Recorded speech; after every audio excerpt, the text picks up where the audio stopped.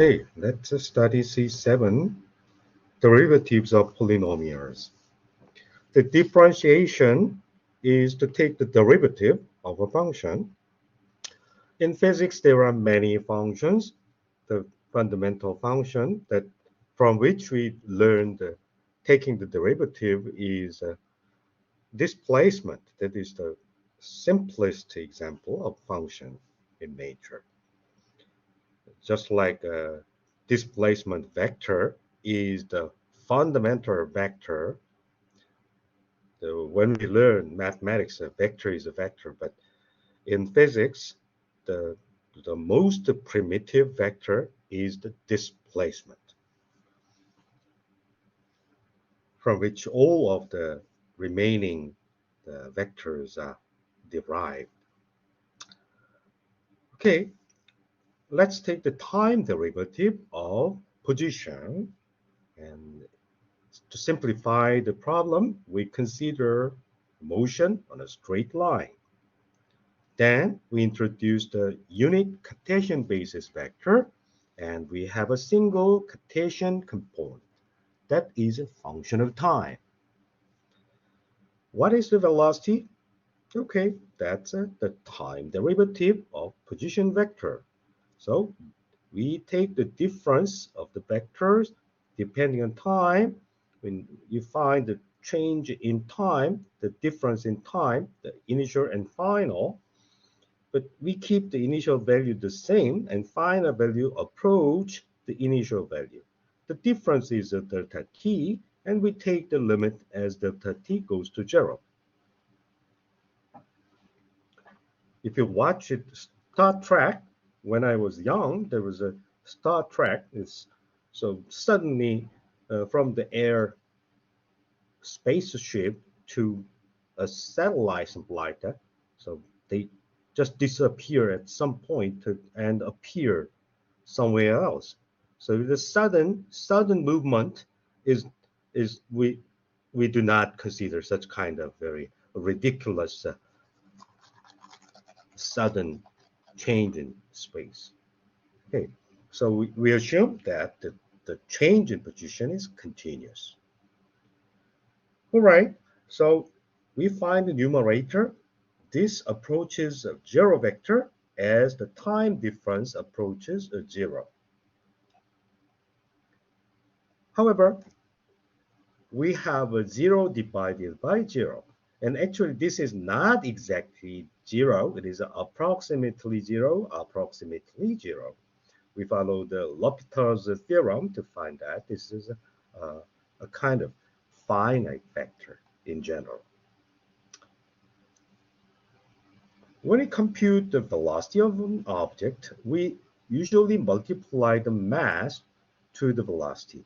We define this one by the linear momentum. And the time derivative of linear momentum is actually this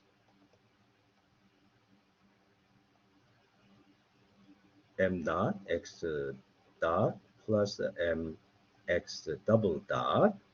And in Newtonian classical mechanics, we assume that mass is invariant. But if you study Einstein's special theory of relativity, that is correct. The mass may change depending on the velocity of an object. But for the time being, we do not consider that complicated nature. In that case, it is a mass times acceleration. You're familiar with the mass times acceleration. That is the net force applied to an object. So F equals ma is Newton's second law. That is the equation of motion that describes any kind of motion in nature within classical mechanics. Anyway, this is a scalar. If I multiply a scalar, then these two vectors are parallel. So we can say that these two vectors, linear momentum and velocity, are linearly dependent upon each other. The velocity of the is proportional to linear momentum. However, when we compute the velocity, we take the difference of the position, that is the displacement. While p and velocity are linearly dependent, they are parallel. However, it is not in general parallel to position vector. Suppose that an object is moving around the circle, and position can be measured from, we can say that we can measure the position of a vector from the origin, and we can easily choose the origin as the center of the circle. However, displacement within a very tiny time interval, displacement is something like that. So position and displacement divided by delta t, this is a scalar, so this division does not change the direction, but changes the magnitude only. So these two directions are not parallel, and as we take the limit as delta t goes to 0, they become perpendicular to each other. Everybody knows that a tangent to a circle is always perpendicular to the radius. Therefore, the momentum in general is momentum or velocity in general is independent of the position vector. So in minimum way, this on the two-dimensional case is true. Three-dimensional case, it is also true. But if we consider the one-dimensional motion, that's fine. The displacement and velocity, they are parallel.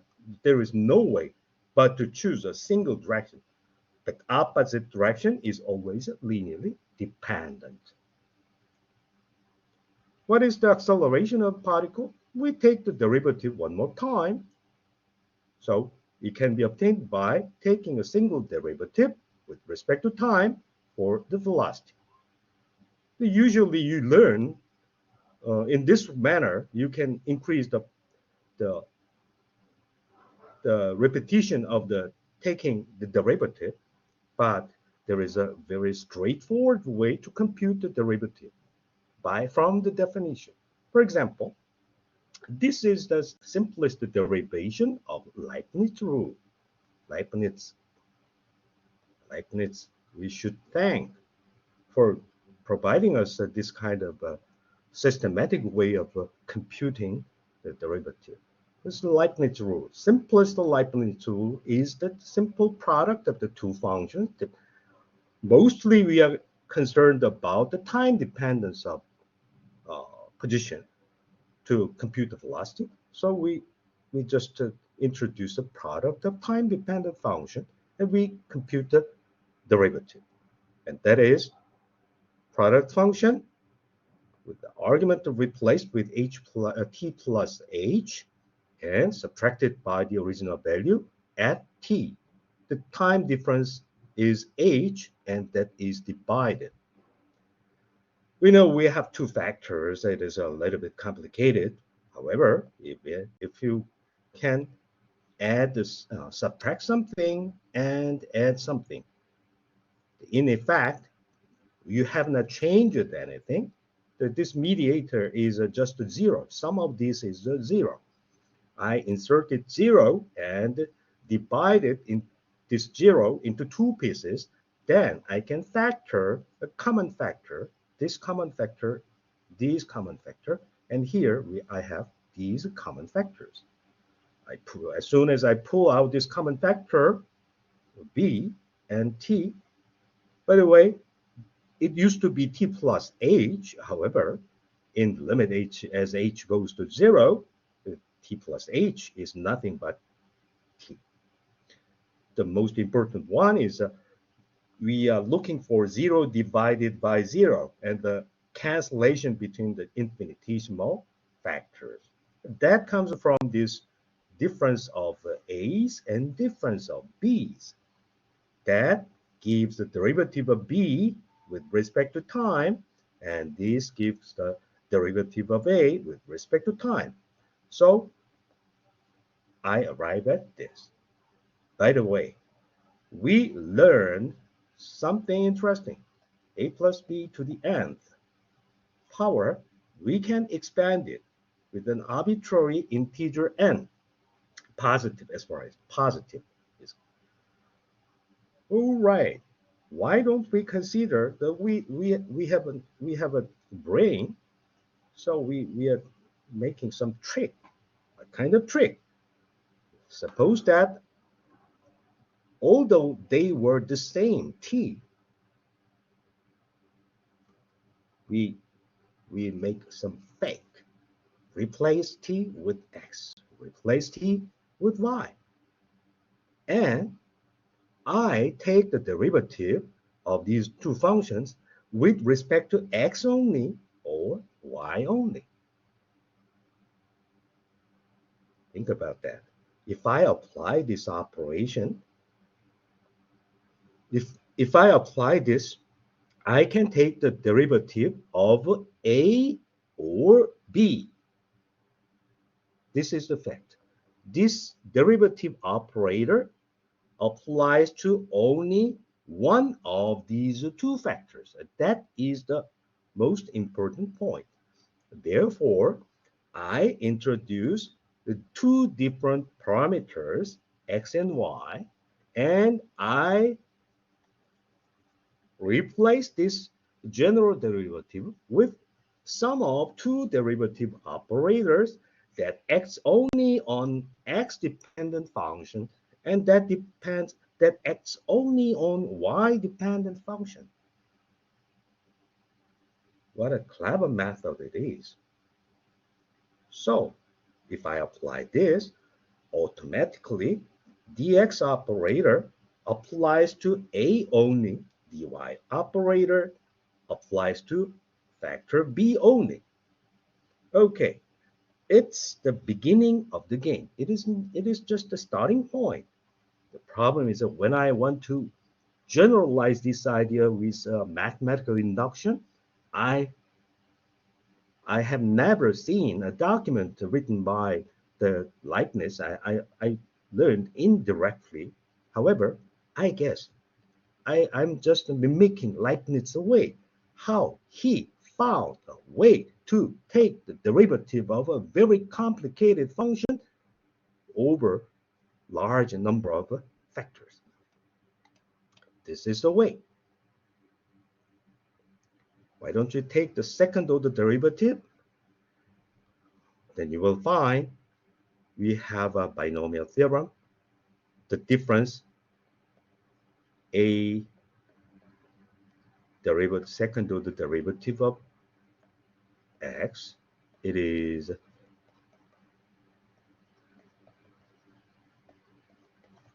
this is the first order subtracted by the same thing,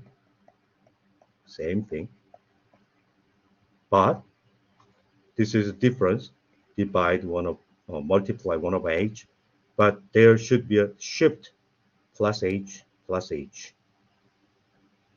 x plus, this is x, sorry about that.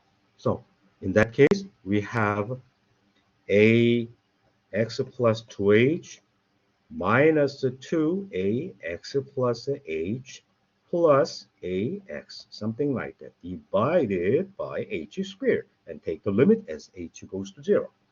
So this is a way how to compute the second order derivative of the product function. But again, you can find there is a remnant of the binomial theorem. We know a plus b squared has the same coefficients. They are binomial coefficients.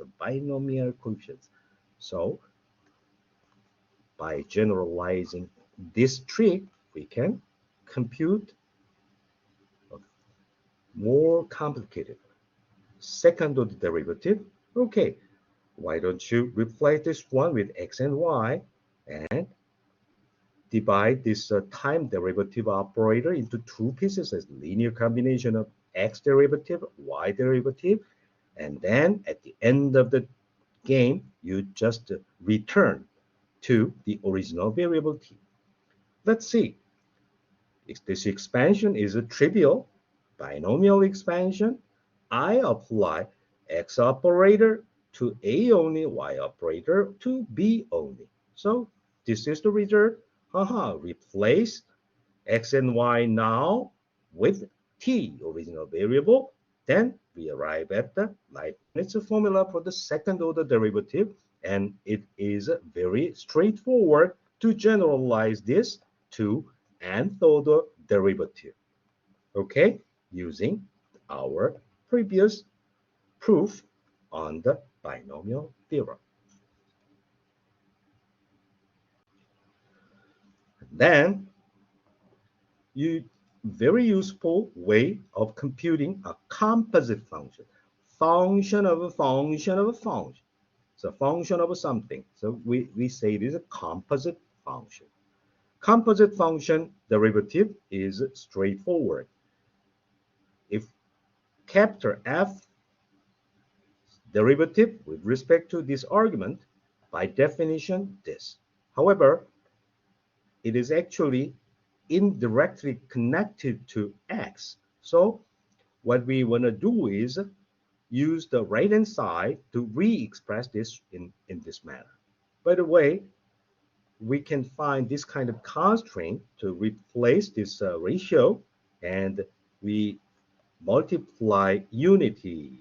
This one divided by this one is just multiplication by 1. And finally, we end up with the fact that a derivative of composite function is the derivative of this argument function, and then derivative of this argument function with respect to the primitive, the variable. That kind of composite function derivative was developed to compute the mechanical variables such as kinetic energy. It is not developed purely from the mathematics. If you look at mathematics, they are genius, but genius comes from the actual during the time when they solve an actual problem. Actual problem is not mathematical problem. Actual problem is a physics problem, and everything was developed by physicists. At the time, physicist was a philosopher and the physicist was a mathematician. That's fine. But unfortunately, nowadays, they are separated and they do not communicate well enough. So many people do not know the origin. That's the problem. So when I compute the derivative of the kinetic energy, that is 1/2 mass times the velocity squared, time derivative. So it is expressed in terms of velocities. So I need to take the derivative of with respect to time, but it is expressed in terms of velocities. So I need to take the derivative with respect to the velocity first, and then take the time derivative of velocity with respect to time. This is the chain rule. And the velocity is consists of three Cartesian components, x, y, and z. Therefore, the sum is like that. This is a trivial derivative of x squared with respect to x is 2x. Everybody knows. Therefore, the answer is like that. Factor of 2 cancel the 1/2, and the final expression is a scalar product. X, y, y, z, z. Okay, that's a scalar product between the mass times acceleration and scalar product with velocity. So mass times acceleration is according to Newton's second law, it is a force, and x dot is the velocity. Force times the velocity is actually the power. Force times the velocity is power.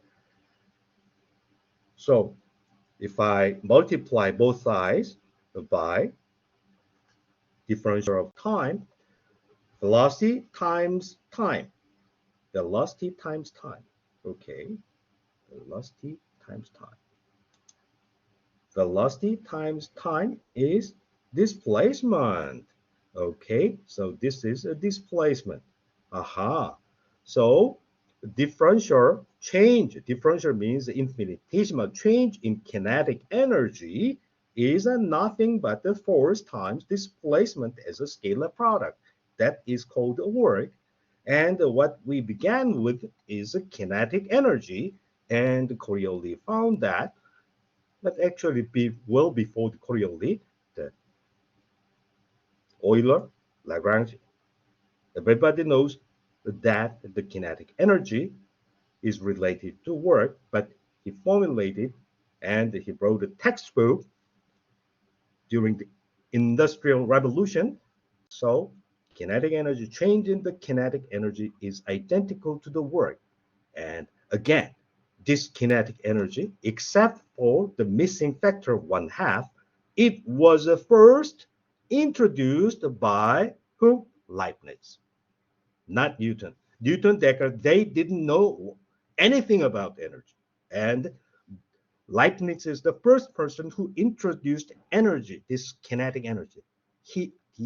The only mistake was he missed 1/2 factor. Okay, so a freely falling object, you must recall Galileo Galilei.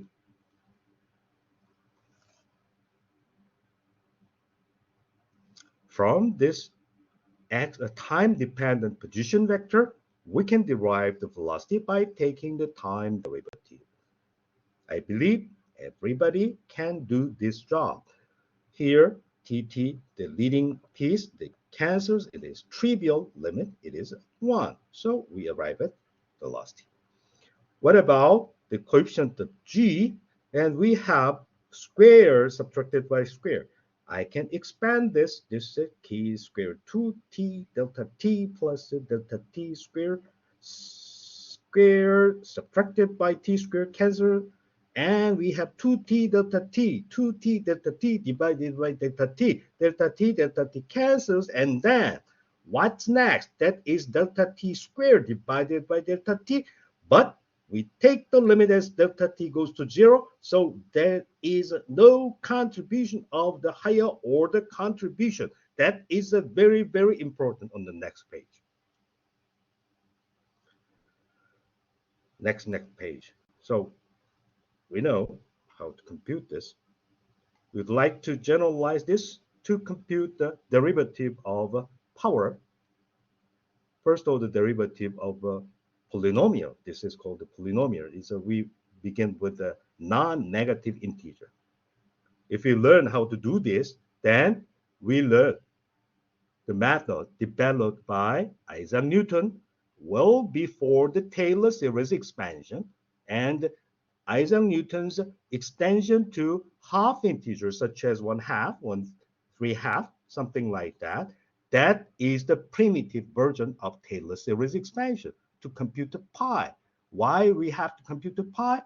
To find out the area or find out the period coming from physical problem. Okay, so we take the derivative. Okay, so x plus h to the alpha subtracted by x to the alpha. I know how to expand, but I also know that I don't have to expand this to very large number. Why? Because I know the first term does not have any small h. The next term has only a single h, and then h squared on. As we add them further, they are growing smaller. So they are nothing. Why? If I divide this one by h, leading piece is completely canceled, and subleading term only contribute, and that one has only a single power of h that is divided by this denominator. Therefore, I can read it very easily, and this one contribute to the solution only, and they are nothing. stupid to consider everything else. Therefore, I arrived at the point alpha, then alpha x to the alpha minus 1. If I begin with alpha plus 1, that's fine, just to replace alpha with alpha plus 1. And if I know the derivative, and that is identical, this is equivalent to just, you don't have to worry about this, just copy this to find this solution. I mean, that if in many cases, such as in the previous class, we derived the integral by summing Riemann sum. However, now we know that we don't have to do that. If I know how to compute the derivative, and then inverse operation up to a constant is identical to the definite integral from some place to another. Okay, so remaining part, we call this to be primitive function, indefinite interval, antiderivative. They are always the same except for an uncertain arbitrary constant that exactly cancels in this formula. Therefore, this one is very useful, and please recall this identity, bear in mind, and repeat the calculation, and some extension application is this identity. This is not a derivation. This is just by definition. If I know what it is, then I can always copy this. So do not dare to derive the integral table. It is stupid. Just find out, guess the derivative table and copy the derivative table to integral table. That is the standard way for a clever person. Okay, that's it for today. Thank you.